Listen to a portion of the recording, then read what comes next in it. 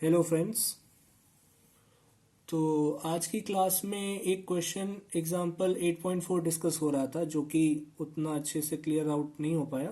तो मैं चाहता हूँ कि आप उससे वीडियो के हेल्प से समझ लें और ये आपके पास रिकॉर्डेड भी रहेगा तो एक फ़ायदा है आपका, ताकि आप कभी भी अगर फंसे इस क्वेश्चन में तो इस वीडियो को देख सकते हैं।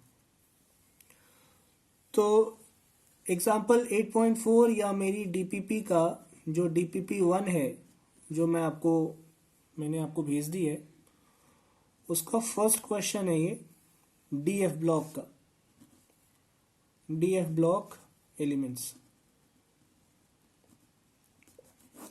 इसमें ऐसा आप समझो कि जैसे क्वेश्चन कह रहा है कि एमएन आपका अच्छा, Mn3+ बोला है, Mn3+ अच्छा ऑक्सीडाइजिंग इन नेचर है और यहाँ पर आपका Cr2+ रिड्यूसिंग इन नेचर है। तो ये सिंपल सी बात है, आपको मैं समझा देता हूँ कि जो ऑक्सीडाइजिंग इन नेचर है वो क्या करेगा बेटा, खुद इलेक्ट्रॉन गेन करना पसंद करेगा। ठीक है, so it will gain electron, यानी वो गेन करेगा। और जो रिड्यूसिंग है वो क्या करेगा, it will lose electrons. So Cr2+ की क्या टेंडेंसी रहने वाली है कि वो लूज करेगा, loss of electron, LO, loss of electron show करेगा, LOSS, लॉस ऑफ इलेक्ट्रॉन। ठीक है, तो यहां पर गेन होगा इलेक्ट्रॉन का, यहां पर इलेक्ट्रॉन का लॉस हमें देखने को मिलता है अल्टीमेटली।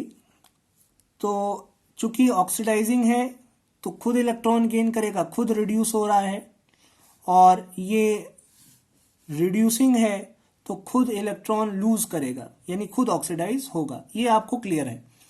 अब इसमें मैंने आपको एक बात बोली थी कि इसका जो CFT की हेल्प से मैंने इस क्वेश्चन को समझाने की कोशिश की है आपको। इस CFT में यहाँ पर दो एनर्जी लेवल होते हैं। एक होता है आपका T2G ऑर्बिटल, जो कि जिसकी एनर्जी हाई रहती है, this is my T2G orbital. और एक है इसमें EG ऑर्बिटल, जो कि आप देख सकते हैं यहाँ पर, ये DXY है, ये DYZ है और ये DZX है। ये क्या है बेटा, DX² माइनस Y², ये हो जाएगा DZ²। तो ये आपका EG है। अब जो क्रोमियम होता है, जब इसमें क्या होता है, CFT यानी क्रिस्टल फील्ड थ्योरी जो होती है यहाँ पर, इसमें जो ऑर्बिटल्स होते हैं स्प्लिट हो जाते हैं टू पार्ट्स में। एक पार्ट होता है जिसको हम EG कहते हैं, एक कहते हैं T2G। और इसके अंदर जो इलेक्ट्रॉन्स का जो सिस्टम रहता है, इलेक्ट्रॉन वैसे ऐसे होते हैं, इसमें आपको यहाँ इनिशियली लिख के दिखा देता हूँ।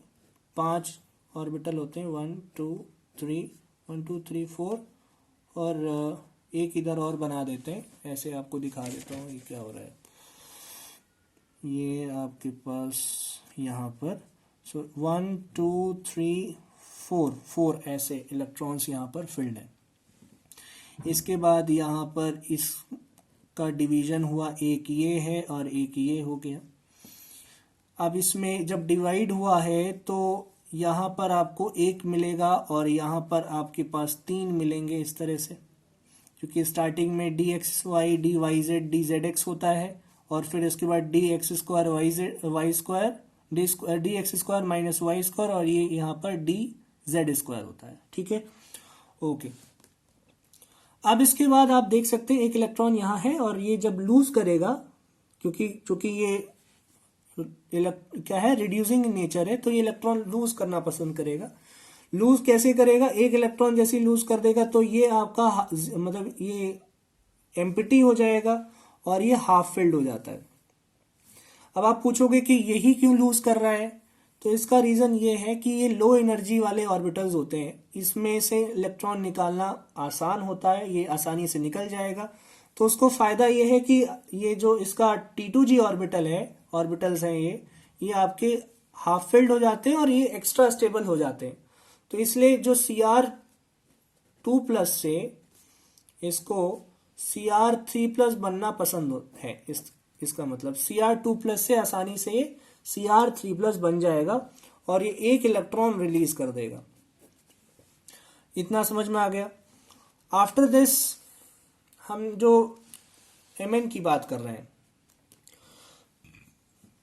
Mn में एक प्रॉब्लम होती है कि Mn का जो Mn नॉर्मल Mn होता है, दिस इज नॉर्मल मैंगनीज, इसमें जो आपका ऑर्बिटल होता है वो d ऑर्बिटल हाफ फिल्ड रहता है,